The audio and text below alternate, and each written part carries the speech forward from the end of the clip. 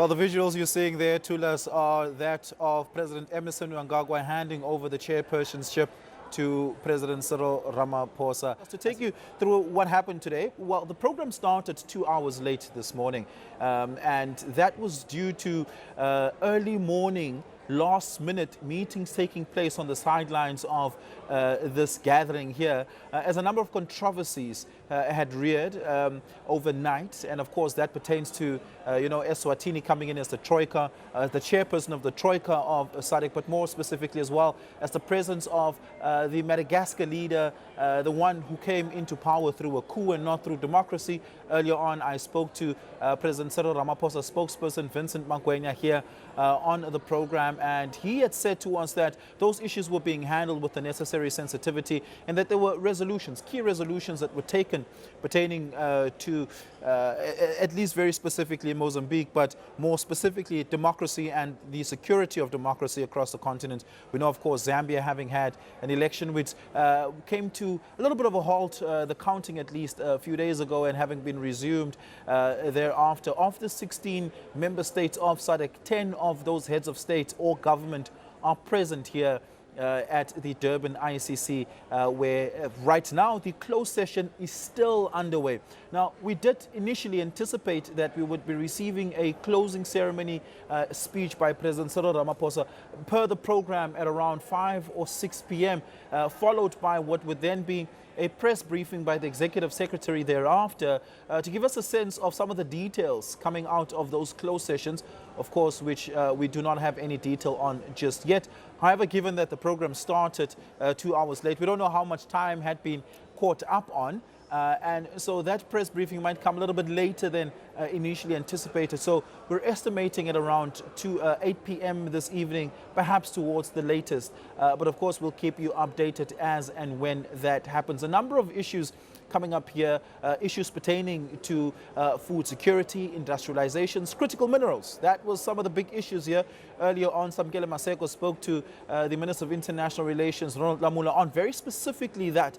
And Ronald Lamola said, look, what needs to happen is that the region needs to come up with a framework, choose the 10 or so minerals that we think are critical, not to just each individual country, but to the region, and find your collective power in that. Now, whether or not that will happen is another question. But also the issue which President Cyril Ramaphosa was at pains to talk about was that of regional integration earlier on in his speech. And so that too is a big feature of this. We spoke moments ago to Willie Okamp, who's the Minister of Agriculture here, and he touched in greater detail on what that regional integration looks like from a agricultural perspective, not just for food security, but also disease readiness and preparedness, foot and mouth disease, which South Africa is battling with, but not just South Africa. Countries like Mozambique and Lesotho, as well as Botswana and Namibia, are also battling with foot and mouth disease. And so there must be some sort of regional collaboration on that, right? And to safeguard not just the economic potential of South Africa with regards to that, but of course that of the region. Specifically,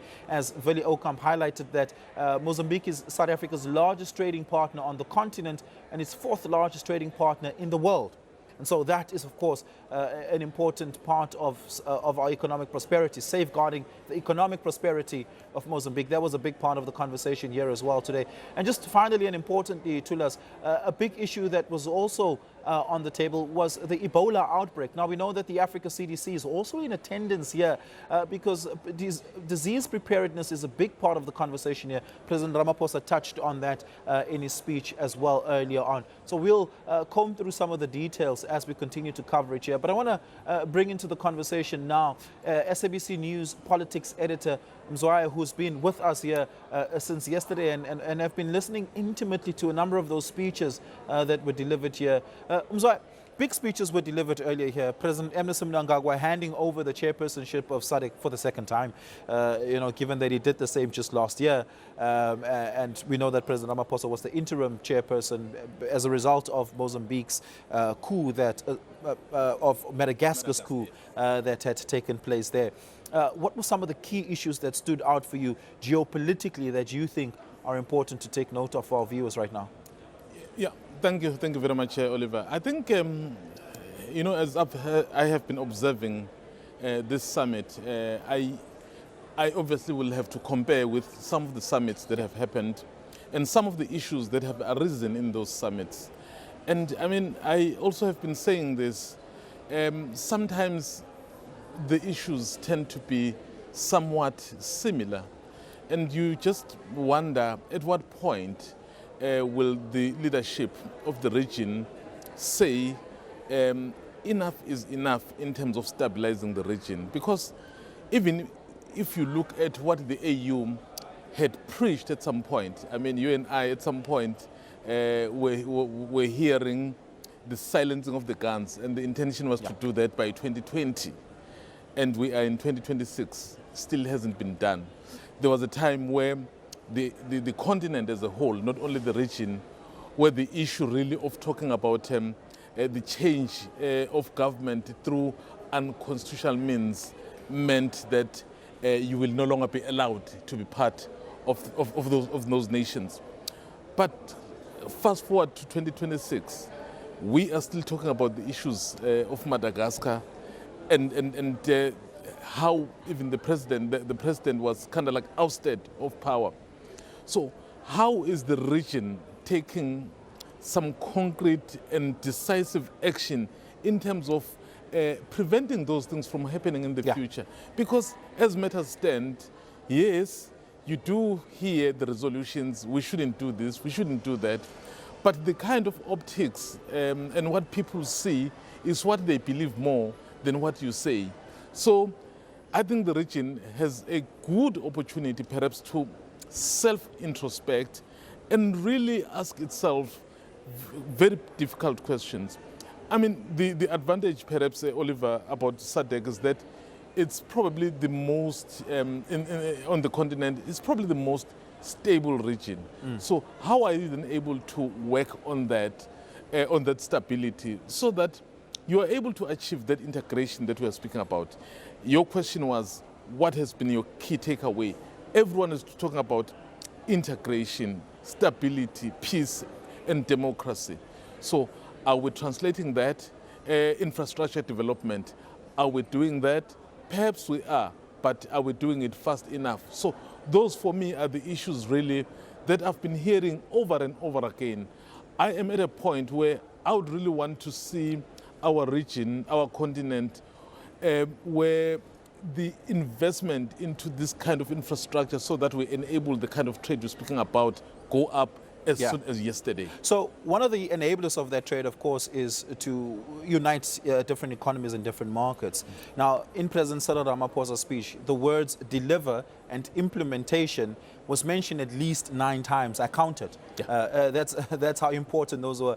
And in many instances, he was lamenting that implementation and delivery is either slow or non-existent. In some, you mentioned that it's the same sort of conversation over and over again with each SADC summit that takes place.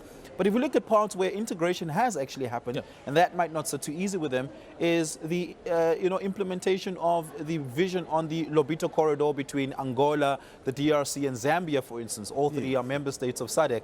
Now, that's happening because of American money. Now, there's a contestation on the continent for the hearts and minds of the region between the Americans and the Chinese here.